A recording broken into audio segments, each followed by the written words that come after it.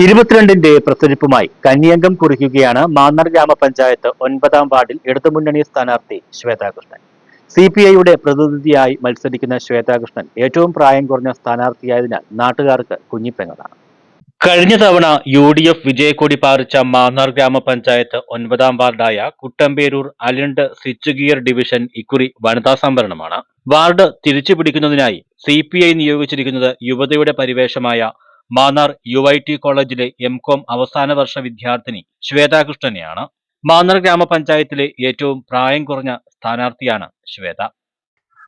ഞാൻ സ്ഥാനാർത്ഥിയായി വന്നത് എൻ്റെ അച്ഛന് 89 മുതൽ CPIയുടെ മെമ്പർഷിപ്പ് ഉള്ള ആളാണ്. അതിനോടൊപ്പം തന്നെ LC മെമ്പറൊക്കെ ആയിരുന്നു. അപ്പം അതൊക്കെ കണ്ട് വളർന്ന് ആ ഒരു നമുക്കൊരു ഓപ്പർച്യൂണിറ്റി കിട്ടിയപ്പം സമൂഹത്തിന് വേണ്ടി എന്തൊക്കെ ചെയ്യാൻ പറ്റും, എന്നെ കൊണ്ട് പറ്റുന്ന കാര്യങ്ങളൊക്കെ ഞാൻ ഉറപ്പായിട്ടും ചെയ്യാൻ ആഗ്രഹമുണ്ട്.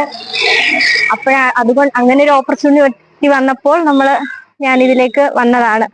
UDF സ്ഥാനാർത്ഥിയായി ശ്യാമളവല്ലിയും BJP സ്ഥാനാർത്ഥിയായി രമ്യാമോളും ആണ് മത്സരരംഗത്തുള്ളത്.